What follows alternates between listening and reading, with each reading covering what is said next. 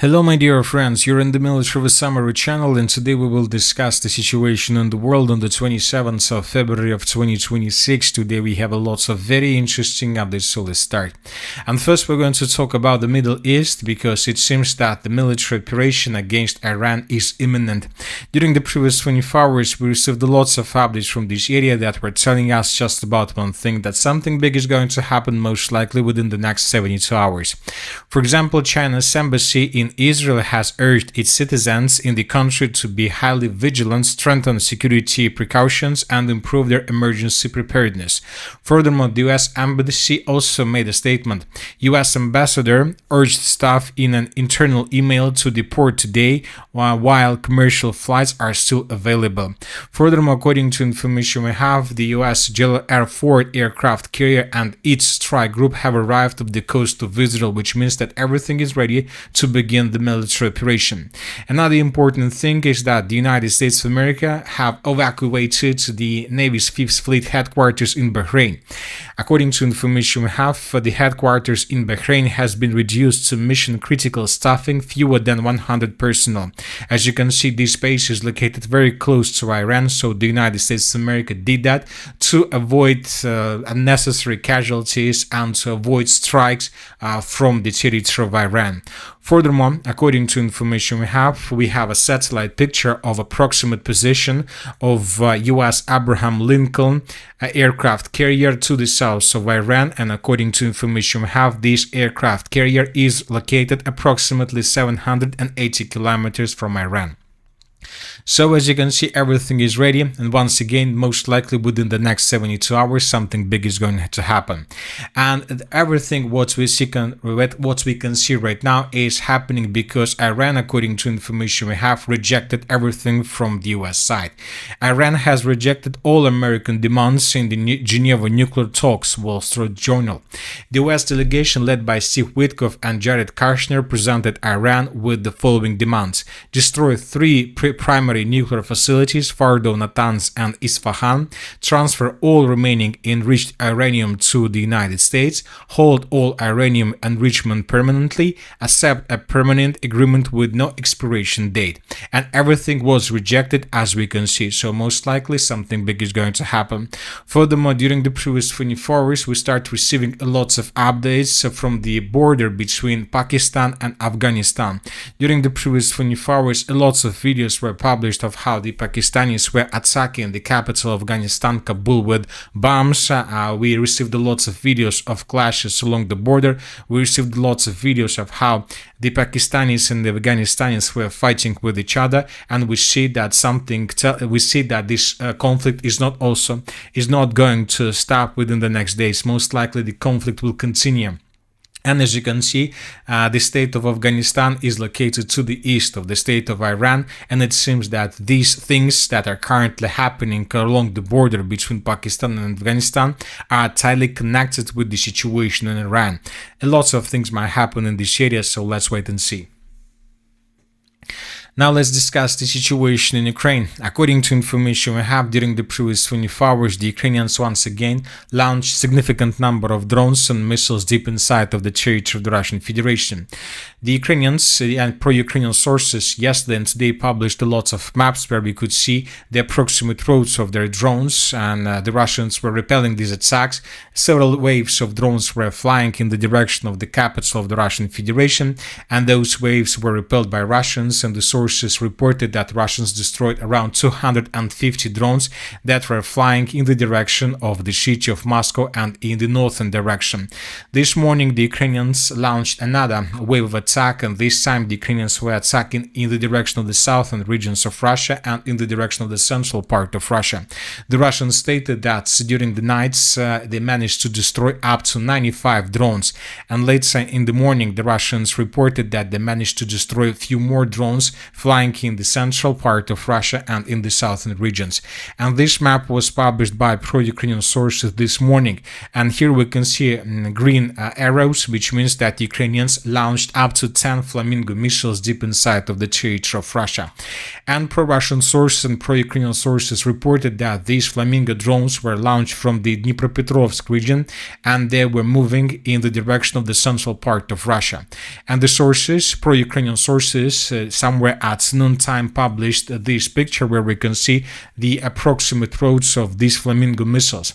As you can see, according to information we have, the Flamingo missiles managed to approach the city of Kazan, the city of Yekaterinburg, and the settlement of Nizhny Tagil. If we calculate the distance, let's say between the city of Nizhny Tagil and the border and the Dnipropetrovsk region, according to approximate routes of these missiles, we can say that these drones managed to cross around 2,000 kilometers, which is a very big distance for these missiles. According to information we have, the Ukrainians haven't damaged anything in this area. It seems that the Ukrainians were testing their missiles capabilities, and now they understand what exactly these missiles are able to do.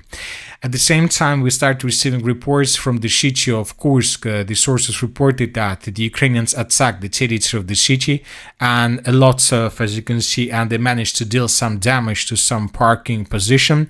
We see that a lot of vehicles, as you can see, were destroyed, most likely as a result of attack of a drone or of a missile, and the sources reported that there were casualties among civilians.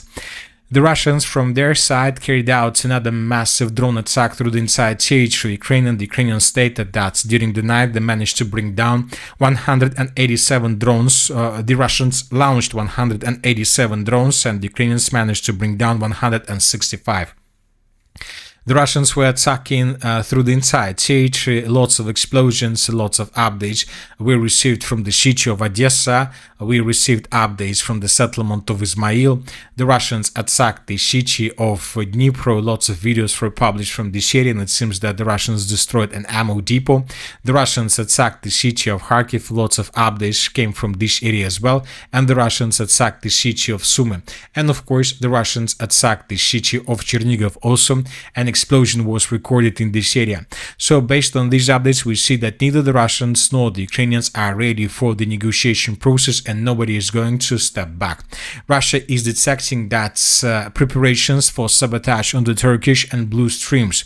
Information about Kyiv's intention to attack the Turkish and blue streams was conveyed to Ankara, Peskov said. So according to the Russian intelligence, the Ukrainians are planning to attack pipelines that goes through the Black Sea.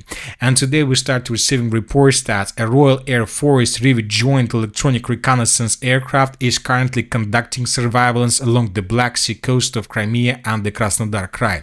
Maybe the Ukrainians are gathering intelligence information from the city of Novorossiysk, or maybe this is already the preparation of attack on these pipelines that go from the territory of Russia in the direction of Turkey.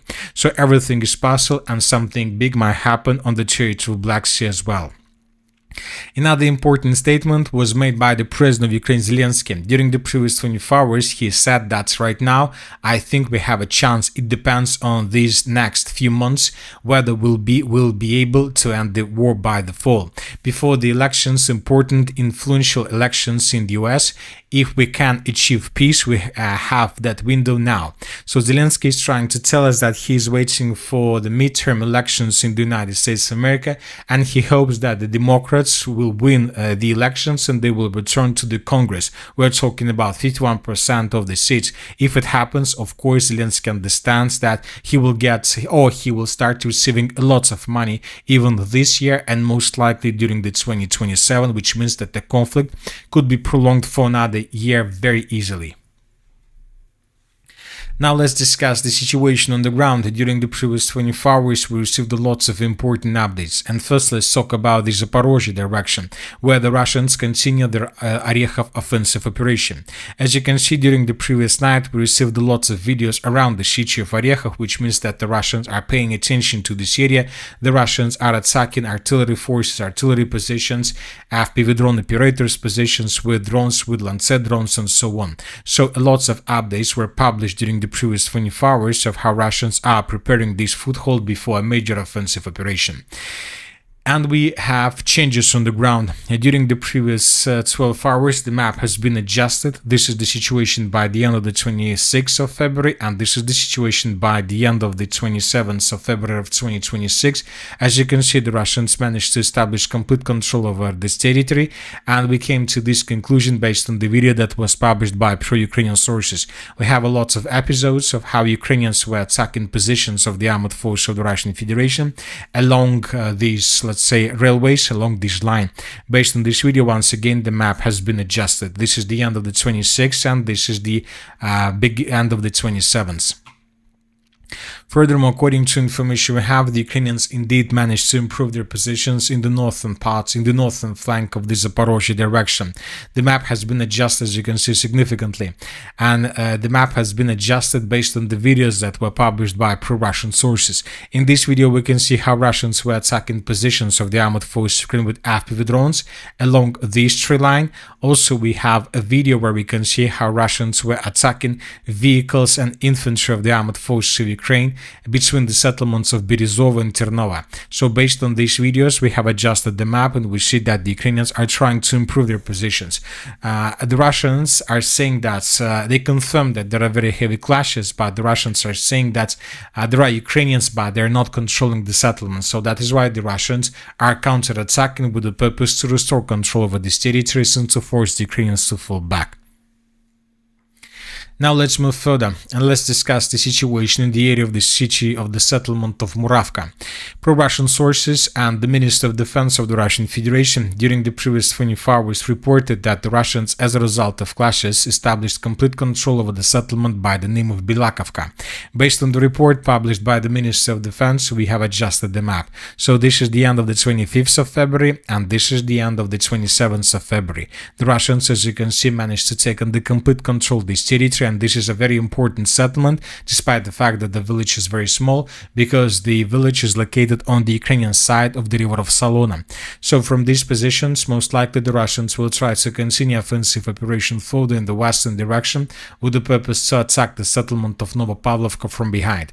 Furthermore, during the previous days, additional changes on the ground were recorded around the settlement of Molodetska. These are the changes on the ground. It seems that the Russians are keeping advancing in this area as well, with the purpose to establish control over the settlements of Kolona Mizhova, and it seems that these changes are the part of the Mizhova offensive operation. The city of Mizhova is a very important logistical city in this area, logistical hub. If the Russians are able to establish complete control over the territory, this can lead to the situation when Ukrainians would be forced to change their plans regarding both the Zaporizhzhia offensive operation and the Pavlograd defense operation. So this is already at the beginning of the Dnipropetrovsk offensive operation, and we see that the Russians are keeping advancing. Now let's move further and let's discuss the situation in the Konstantinovka direction. During the previous 24 hours, we received lots of videos from the most southern parts of the settlement. Lots of attacks, lots of explosions were recorded. The Russians are keeping advancing. The Ukrainians are showing fierce resistance, and we see that the Ukrainians are not planning to fall back from this territory.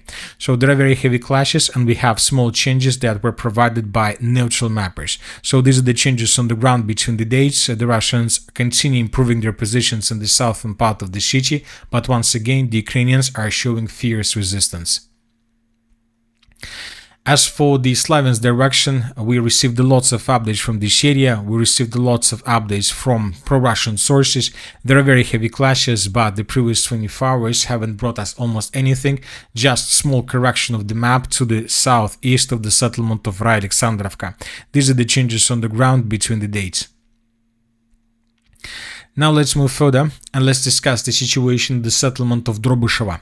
Today, pro-Russian sources published this video where we can see the Russian flag in the central part of the settlement. Several pro-Russian sources stated that this flag was raised by a Russian soldier, but when talking about this video, we haven't seen even a single soldier in this area. So as of now, we have this episode, we have this video, but we are not going to adjust the map because there are very high chances that the flag could be established by a Russian drone. So that is why we're we're not going to change anything, but in coming days we might receive additional updates and additional changes on the ground, and then we will adjust everything. But one thing is clear, that if indeed the Russians, as a result of offensive operation, establish control over the central part of the settlement of Drobyshevo, then we can say that this is something like a turning point in the battle for the settlement, and the Russians most likely will finish the battle for the rest of the settlement in coming days. Now let's talk about the northern directions. The most interesting updates are coming from the area of the city of Glukhov in the most northern parts of the Sumy region. Today, several pro-Russian independent sources stated that as a result of clashes, the armed forces of the Russian Federation established complete control over the settlement by the name of Sopich, which is located along the border with the Russian Federation. We think that during the next days, both the Minister of Defense of the Russian Federation and pro-Ukraine mappers will confirm this information, and then we will adjust the map, but as of now we will keep an eye on this area.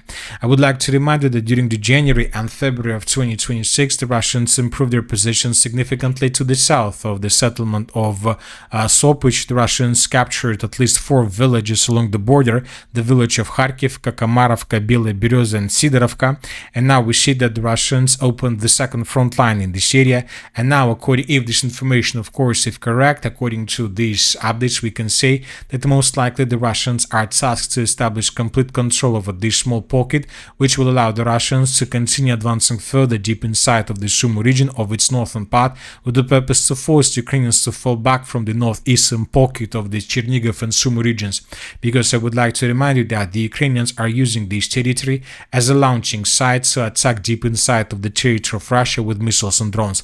And this is the vital question for the Russians, to take this territory under complete control. Otherwise, the Ukrainians will always be able to threaten the city of Moscow, the capital of the Russian Federation. And everything is possible. And I would like to remind you that once again, the Ukrainians are using the Flamingo missile more and more often. And who knows how the Ukrainians are going to use this missile if they decide to attack in the direction of the capital of Russia. Everything is possible. And that's it for today. The Military Summary channel reminds to condemn any violence in the world. Thank you for watching. Subscribe to my channel, put your likes, join my Patreon, and have a good day. Bye bye.